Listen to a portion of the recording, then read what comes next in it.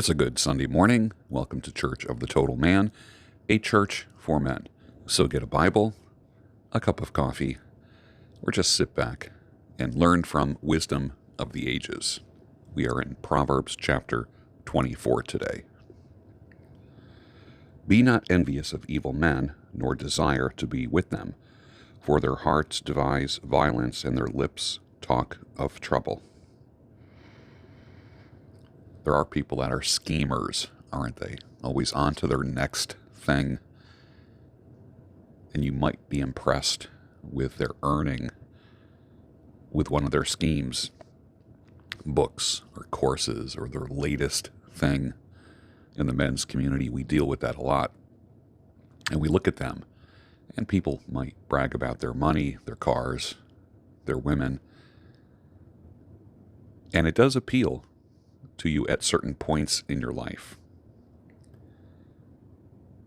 Don't be envious of them. If people aren't leading you to righteousness, pointing to God, you really don't want to be part of it. You don't want to be part of something where people are mocking other people, where people are mocking God.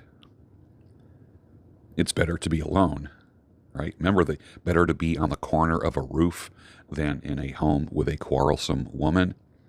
It's better to be alone and making an honest living than to be around evil people that are scheming all the time and on to their next thing. By wisdom a house is built, and by understanding it is established. How many years have you heard me talk about looking for a woman who is a builder, not a destroyer? By wisdom a house is built. This is why we want to be wise. This is why we want a wise woman, not a foolish woman. This is why we need to be leaders in our families, either as a husband, a boyfriend, or if you are a single, unattached man, to be wise. You are a family unit of one who came from a family. So now you are freed up.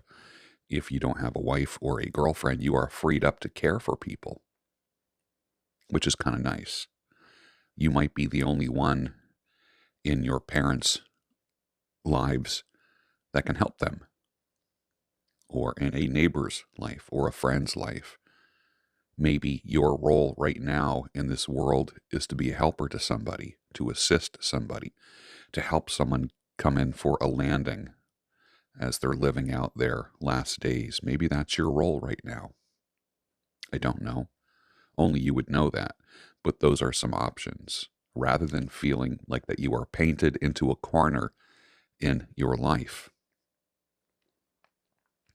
By knowledge, the rooms are filled with all precious and pleasant riches. A wise man is full of strength, and a man of knowledge enhances his might. For by wise guidance you can wage your war, and in abundance of counselors there is victory. Boy, there's a lot to unpack there, isn't there? A wise man is full of strength. Strength of mind, strength of body. And you do things that are consistent with building and maintaining that strength. Sitting on the TV, on the couch, watching TV, eating Cheetos, ordering pizza, drinking beer or soda, loading up on carbs, eating junk over and over, day after day, does not make a man strong. A man of knowledge enhances his might. So this hypothetical guy is always improving himself, always enhancing himself. For by wise guidance you can wage your war, and in an abundance of counselors there is victory. Where do you need to wage war in your life? You need an abundance of counselors. You need wisdom coming from all directions. You no longer have a parent, okay? Are there wise people where you work? Are there wise people on the web somewhere? Remember, at one time we talked about you are the average of the 5 people that you hang out with. People don't hang out with people much anymore, do they? But they watch a lot of people on YouTube and on the web and on their phone. So, is it possible that you are the average of the 5 media producers, content creators that you watch? Do you emulate their attitude? There is victory in an abundance of counselors. Where do you get your counsel from? Where do you get your direction from? Wisdom is too high for a fool. In the gate he does not open his mouth. Wisdom is too high for a fool. Always be seeking wisdom.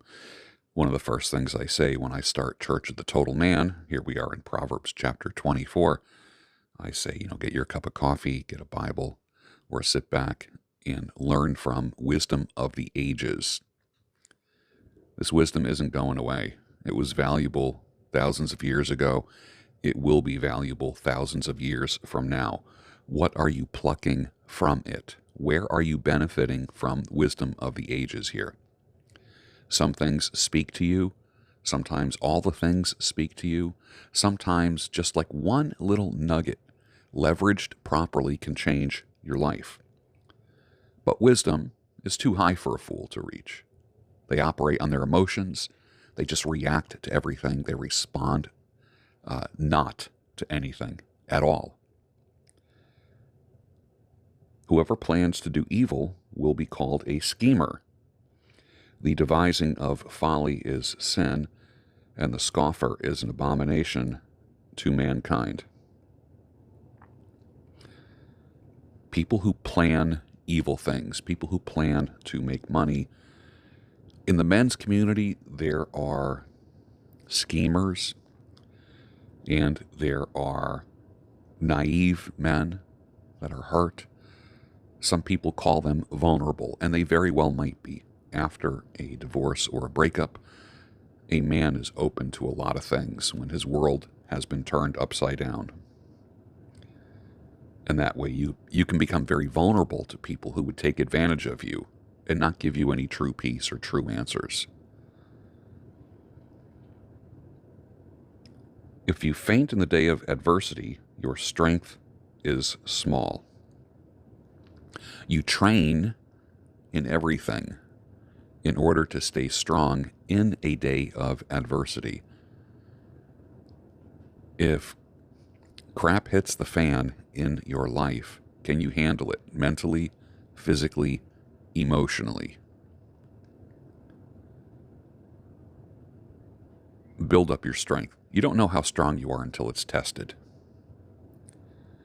Rescue those who are being taken away to death. Hold back those who are stumbling to the slaughter. There is a literal translation of that. I will talk about a figurative translation. There are those who are in a death or destructive, self-destructive spiral. It is an honorable thing to intervene with a phone call or a visit, getting somebody out of the house. I like to post on social media, the guy sitting alone on his deck, just staring off into space, that picture. And I say, reach out to the man who just went through a divorce or a breakup. Reach out to the man whose life was suddenly changed when a wife or a girlfriend said they no longer want to do this. What does he do? Where does he go? There's a feeling of lostness in so many men. I can see it in their eyes. You hear me talk about being on your purpose. If you make your woman your purpose, she may not be stable. So if she splits, guess what else splits? Your purpose. So never make a woman your purpose. Your purpose, your mission needs to be greater than you. And then she joins you, but she is not the purpose or not the mission. If you say, behold, we did not know this, does not he who weighs the heart perceive it? Does not he who keeps watch over your soul know it? And will he not repay man according to his work? Some people say these words. They go, well, what goes around comes around. Or you might hear people say, well, it all comes back to you. Some people might say it's karma. Some people might say that which you sow, you will also reap. It's all kind of the same.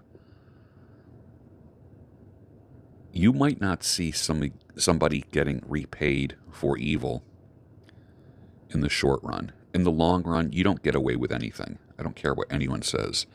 I know at points in my life where I thought I got away with things. All you're doing is delaying judgment. So live as transparently and authentically as you can. My son, eat honey, for it is good, and the drippings of the honeycomb are sweet to your taste. Little nutritional advice there.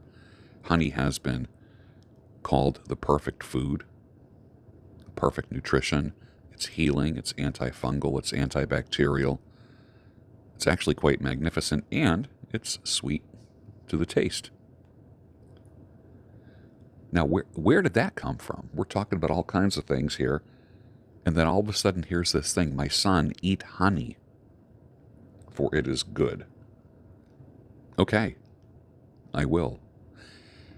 One of the Christmas presents that I bought for somebody this year was a 5-pound jar of honey. I think it was like $54. And that's going to last them many, many months. If you have local honey where you live, what a great gift for yourself and for other people. And when you have local honey made by bees within, I think I read sometime that if the honey that you get is made from bees within a 100-mile radius of where you are, then it can actually help your respiratory system, help you defeat any colds or anything that's coming down the pike. I know when I'm not feeling well, I will make a cup of tea, and I put lemon, a shot of bourbon, and a tablespoon of honey in it. And that's medicine, absolute medicine for if you're not feeling well. So here's some practical stuff here. Eat honey, for it is good. Know that wisdom is such to your soul. If you find it, there will be a future, and your hope will not be cut off. Again, we've been talking for months about wisdom, hanging wisdom around your neck like a necklace, identifying with wisdom, becoming a wise person. I know plenty of people that do not appeal to wisdom. People my age.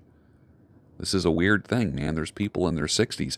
If you never sought out wisdom as a young man, if you were foolish as a young man, age does not automatically bring wisdom. Gray hair does not automatically bring wisdom. There's a lot of foolish older men out there as well. They're just tired. Don't let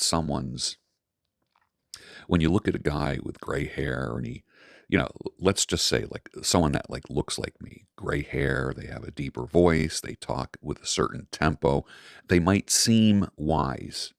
They might seem like they have the answers. Don't be impressed with that. Do not be impressed with that. If they were foolish when they were younger and did nothing about it, they're going to be foolish when they're older. Wisdom does not come with age. You actually have to seek wisdom. You need to be a seeker of wisdom. Lie not in wait as a wicked man against the dwelling of the righteous. Do no violence to his home, for the righteous falls 7 times and rises again, but the wicked stumble in times of calamity. The righteous people, the guys who are just making the good choices in life. That's why your life is not characterized by one stupid choice that you've made, one unwise choice. A good life, a righteous life, is a consequence of multiple good choices, just layers of good choices every hour, every single day. And it's never too late to turn your life around, ever. It's never too late.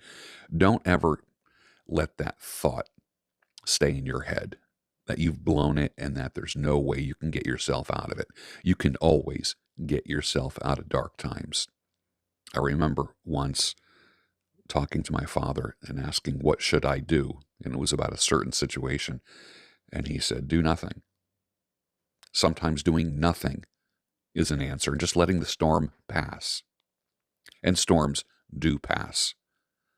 I've taught you for years, there's two lies that you believe when you're going through a dark time. The first lie is this, is that you're the only one in the world going through it. The second one is that it will never end. Both are false. There's many people who are going through what you're going through, have gone through what you're going through, and it passed. They recovered. The storm went by. But in the midst of it, you feel like your life is being characterized by darkness and by a storm. If you went through a divorce, are going through a divorce, you went through a breakup of some type, man, that just cuts to our soul, doesn't it? Makes us doubt everything. That's hard to deal with as men. Listen, I know guys that can deadlift 400 pounds, but when their wife told them that she didn't want to be married anymore, these men became like children. And I get that. I understand that. We put so much trust in other people in our lives. We build ourselves up. We make ourselves strong. But yet, we are hollow. And we crumble under the slightest provocation, under the slightest challenge.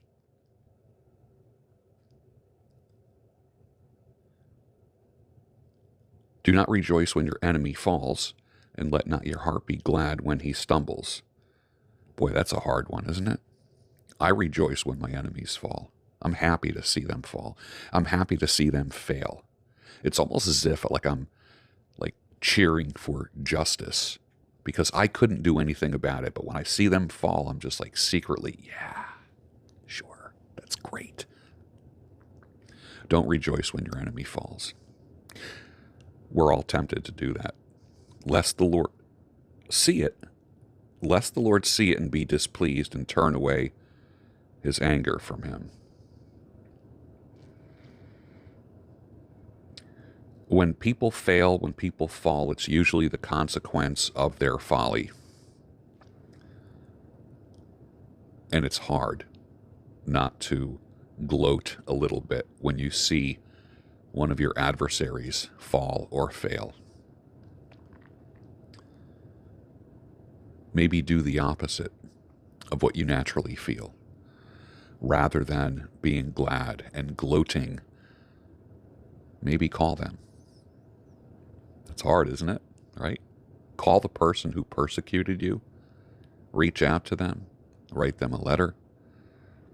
It's very difficult. Sometimes doing the opposite of what you initially feel is the answer.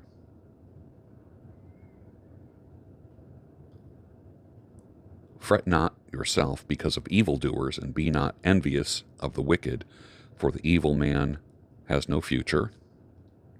The lamp of the wicked will be put out. The righteous man does have a future, and it's very bright.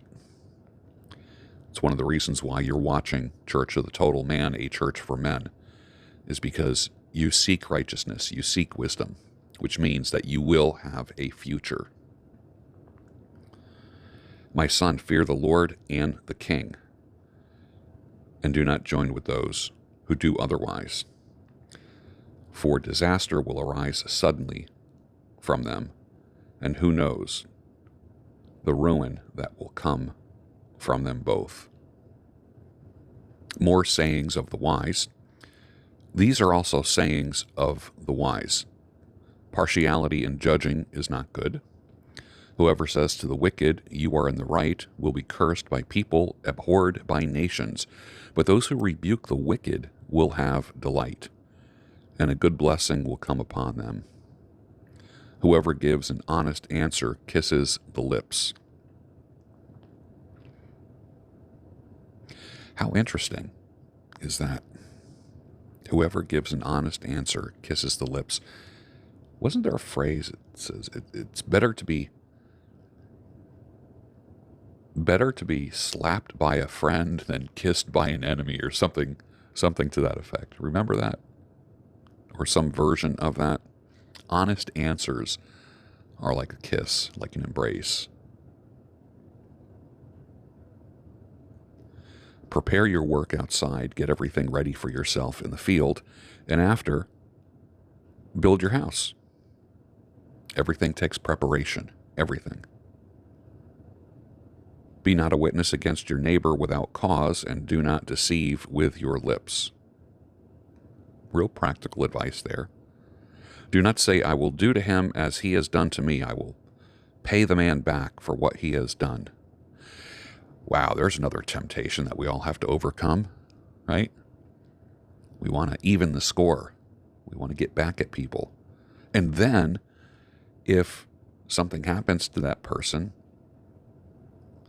we celebrate.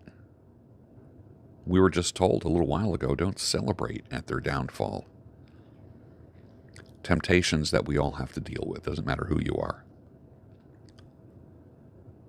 I passed by the field of a sluggard, a lazy man, by the vineyard of a man lacking sense, and behold, it was all overgrown with thorns, and the ground was covered with nettles, and its stone wall was broken down. Then I saw and considered it. I looked and received instruction. A little sleep, a little slumber, a little folding of the hands to rest, and poverty will come upon you like a robber, and want and need will come upon you like an armed man. Do the work. Put the work in, and your life will be sufficient. You will have what you need. One of your biggest enemies is going to be laziness. Many people are lazy because they procrastinate. They put things off. I've heard in the business world, ready, fire, aim. Like, don't wait till things are perfect before you attack them. Don't wait till the conditions are ideal before you move forward. Sometimes you have to move forward in faith with a business.